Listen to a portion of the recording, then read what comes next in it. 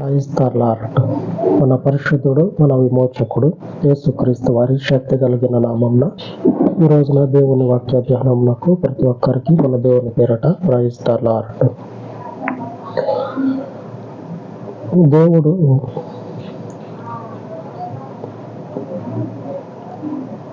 ఒకనొక స్థితికి వచ్చిన తర్వాత మొదట్లో ఏ రీతిగా మనము నీతిగా ఉండాలని అనుకుంటాడో, మనము ఒక స్థితికి వచ్చిన తర్వాత కూడా అదే అనుకుంటాడు. మనమేమో వెనుక మన జీవితం ఎలాగున్నదో మర్చిపోయి తెగబడతాం. ఈ మాట అతికినట్టు సరిపోతుంది. అక్రమం, అన్యాయానికి తెగబడతాం. దేవుడు మీరు మొదట ఏ హృదయాన్ని కలిగి ఉన్నారో అదే హృదయ స్థితిని కలిగి ఉండమని కోరుకుంటా ఉండం. నాకు తెలిసినటువంటి సేవకుని గురించి నేను విన్నది ఒకప్పుడు సేవకుడే, విశ్వాసులు కాదు, సేవకుడే ఒకప్పుడు ఘోరమైనటువంటి పరిస్థితుల్లో అటు మళ్ళుదామన్నా ఇటు మళ్ళుదామన్నా మళ్ళటానికి సాధ్యం కాని పరిస్థితులు. అంటే ఆ కుటుంబము, ఆ జీవితాలు ఏ మాత్రం కూడా కొనసాగించలేనటువంటి పరిస్థితి వారి కుటుంబంలో. వాళ్ళ పరిస్థితులు ముందుకు కొనసాగట్లే. ఆర్థిక సమస్యలు కావచ్చు, భౌతికంగా ఉన్న సమస్యలు కావచ్చు, ఏదైనా సరేక దేవునిలో వచ్చిన తర్వాతనే, సేవకుడు దేవునిలోనికి వచ్చిన తర్వాతనే. అంతకుముందేమో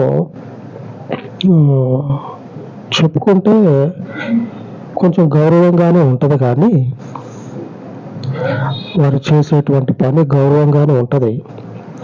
కానీ దేవుని సేవలోకి వచ్చిన తర్వాత, ఒకనొక స్థితికి వచ్చిన తర్వాత మునుపు చేసినటువంటి ఆ పని చెప్పుకోవటానికి ఇష్టపడనటువంటి జీవితాలు నాకు వేరే వారి ద్వారా తెలిసింది.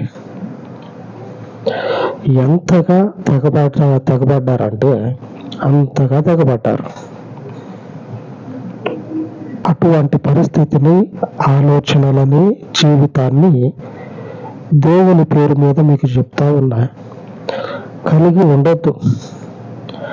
ఎప్పుడైనా సరే, ఆకాశంలో కూర్చున్నా సరే, మన బతుకులు అనేవి హెచ్చించబడి ఆకాశంలో దేవుడు కూర్చుండబెట్టినా సరే, మనం కూర్చున్నది ఆకాశంలోనే, దేవునికి మహిమ. కానీ మనము ఇక్కడికి వచ్చే ముందు ఎలాగుండము అనేది, ఎలాగుంటే ఎలాంటి జీవితం గడిపినము అనేది మనకి రోజు ఆలోచనలోకి రావాలో తప్పేం లేదు. ఇంకా ఆశీర్వదించబడతాం. ఎందుకంటే మన స్థితి, మన బాగు ఒకప్పుడు ఎలాగుందో తెలుసుకొని దానిని పదే పదే గుర్తు చేసుకుంటూ ఉంటే ఇంకొంచెం దేవుని సన్నిధిలో తగ్గటానికి అవకాశం ఉంటుంది. తగ్గుదాం. దేవుడు కూడా ఇదే కోరుకుంటా ఉన్నాడు. మీరు ఒకనొక పరిస్థితిలోకి పోతారు కదా, ఇశ్రాయేలీయులారా, మీరు ఒకనొక పరిస్థితిని పొందుకుంటారు, మంచి స్థితిని పొందుకుంటారు. అప్పుడు మీరేం చేస్తారో తెలుసా? ఏం చేస్తారు? నేను చెప్పినట్టు చేయండి. వాళ్ళతో పాటు మనం కూడా ఈరోజు వాగ్దానం ప్రకారంగా చేద్దాం. ఈరోజు వాగ్దానము లేవియాకాండము 19వ అధ్యాయము 36వ వచనం. న్యాయమైన త్రాసులు,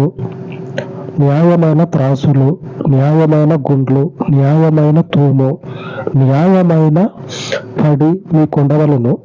నేను ఐగుప్తు దేశంలో నుండి మిమ్మల్ని రప్పించిన మీ దేవుడనైన యెహోవాను. న్యాయమైన ఎన్నిసార్లు రాయబడ్డది? చేతిలో రూపాయి లేకపోతే మనం ఏమంటాం అంటే న్యాయంగా పోవట్లే, వాళ్ళు న్యాయం లేదు వాళ్ళ దగ్గర అని అంటాం. మన చేతిలో డబ్బులు ఇబ్బడిగా ఉన్నాయనుకోండి, ఆ న్యాయం అనేటువంటి ఆలోచన మనకు రాదు. దేవుడు చేతిలో రూపాయలు లేనటువంటి సమయంలోనే కాకుండా మీరు బాగా బాగా బలిసిపోతారు కదా. ఆమె దేవునికి స్తోత్రం. బలిసిపోతారు కదా, బాగా అంటే బాగా ఆశీర్వదించబడతారు కదా. అప్పుడు ఇలాగుండండి, న్యాయమైన న్యాయమైన న్యాయమైన న్యాయమైన ఇలాగుండండి. మీరు బాగా మీ జీవితాలు ఆశీర్వదించబడిన తర్వాత న్యాయంగా ప్రవర్తించండి. మిమ్మల్ని అక్కడి నుంచి తీసుకొచ్చా నేను. ఎక్కడ చెప్పుకోవటానికి కూడా ఇష్టపడినటువంటి జీవితాలు ఉన్నాయి చూడండి, అక్కడి నుంచి తీసుకొని వచ్చా. ఇప్పుడు కొంచెం మనము 3 పూట్ల తింటున్నామని ఆ జీవితాన్ని గుర్తు చేసుకోకుండా ఉండొద్దు. గుర్తు చేసుకోండి. దేవుడు చెప్తా ఉన్నాడు, మీరు న్యాయాన్ని తప్పుతారేమో, గుర్తుపెట్టుకోండి, నేను మిమ్మల్ని అక్కడి నుంచి తీసుకొచ్చా. న్యాయం అనేది మీకు కనపడలా చూడండి, మీ జీవితాలకి క్షేమం అనేది కనపడలా చూడండి. మీరు న్యాయం కావాలని 24 గంటలు తప్పించిపోయారు చూడండి. న్యాయంగా మాకు రావాల్సినటువంటి మేలుని ఎవరు చేస్తారో అని 4 దిక్కుల ఇంట్లో ఉన్నటువంటి కళ్ళన్నీ చూసినాయి చూడండి, అక్కడి నుంచి తీసుకొచ్చా నేను. కాబట్టి మీరు హెచ్చించబడిన తర్వాత, దీవించబడిన తర్వాత, ఆకాశమును అంటుకునేంత ఆశీర్వాదము మీ జీవితాల్లోనికి వచ్చిన తర్వాత మీరు ఎలాగుండాలంటే, న్యాయమైనటువంటి తూనికలు, న్యాయమైనటువంటి త్రాసులు మీకు ఉండాలి. న్యాయాన్ని మాత్రమే మీరు అనుసరించాలి. అనుసరిస్తూ ఉన్నారా లేదా? మీరున్నటువంటి సాక్ష్యము నిజమే, సేవకుని గురించే చెప్పా, నిజమే. విశ్వాసులైనటువంటి మనము ఇంకెంత అప్రమత్తంగా ఉండాలా, ఇంకెంత అలర్ట్గా ఉండాలా. బీ అలర్ట్ అంటారు కదా, రెడీగా ఉండండి. ఇదే అలర్టు ఆత్మీయంగా మనకు అవసరం. నిజం చెప్తా ఉన్నా, ఏదో 4 మాటలు చెప్పుకొని అట్లాగా నొక్కేసి బాగా చేయటం కాదు. నిజమే చెప్తా ఉన్నా. ఈ వాక్యము జీవితాలలో అనుభవపూర్వకంగా మనము కలిగి ఉండాలి. న్యాయమైనటువంటి జీవితం, ఎంత న్యాయంగా మనము దేవుని నీతిని అనుసరించినట్లయితే అదే నీతి మన జీవితాలను నిలబెడుతుంది. ఈ న్యాయాన్ని అనుసరించండి అని దేవుడు పదే చెప్తా ఉన్నాడు. 19వ అధ్యాయము లేవియా కాండము 36వ వచనం కావాలంటే చూసుకోండి. న్యాయమైన త్రాసులు, న్యాయమైనటువంటి గుండు, న్యాయమైనటువంటి తూము, న్యాయమైనటువంటి పడి, 4 మాటలు. న్యాయమైన న్యాయమైన న్యాయమైన న్యాయమైన 4 మాటలు దేవుడు చెప్తా ఉన్నాడు. ఎంతగా దేవుడు నీతిని నా ప్రజలు కలిగి ఉండాలని తప్పించిపోతా ఉన్నాడో గుర్తుపెట్టుకోండి. ఎక్కడ నీతి లేకుండా హీన దశలో ఉన్నప్పుడు, మన జీవితాల్లో మనకు నీతి అనేది కనపడినటువంటి హీన స్థితిలో ఉన్నప్పుడు, ఆయన చేతులతోటి, చాచినటువంటి చేతితోటి తీసుకొని వచ్చి ఒకనొక స్థితికి తీసుకొని పోతా, మీరు గొప్ప స్థితిని పొందుకున్న తర్వాత కూడా న్యాయాన్ని మీరు విడిచిపెట్టవద్దు. నిబద్ధత కలిగినటువంటి జీవితాన్ని మీరు వదిలిపెట్టవద్దు. దానిని మాత్రమే కలిగి ఉండండి. దేనిని? వదిలిపెట్టే జీవితాన్ని కాదు. విశ్వాసమందు ఈ న్యాయాన్ని, విశ్వాసమందు ఇదే నీతిని, ఇదే నీతి అంటే దేవుని న్యాయాన్ని, ఇదే న్యాయాన్ని మన జీవితంలో నిలుపుకున్నట్లయితే మన దేవుడు మనలను చూసి సంతోషపడతాడు. మనలను చూసి చేసిన ప్రార్థన వెంబడి మనకి అనుభవంలోనికి తీసుకొస్తాడు. వారి మూర్ఖ ప్రవర్తన ఏంది, వాళ్ళు చేసే చెడు పనులేంది, వాళ్ళు ఎలాగైపోయారంటే, ఓరు నాయన వీళ్ళ తల్లిదండ్రులే బెస్ట్, వాళ్ళని మించారు వీళ్ళు అని అనుకుంటా ఉన్నారు. అక్కడ ఉన్నటువంటి ప్రజలు. దేవుణ్ణి నమ్ముకున్నటువంటి వాళ్ళ గురించి బైబిల్ సంకలో పెట్టుకొని మా అంతటి పరిశుద్ధులు నీతిమంతులు మరొకరు లేరు అన్నట్లు ఉంటుంది.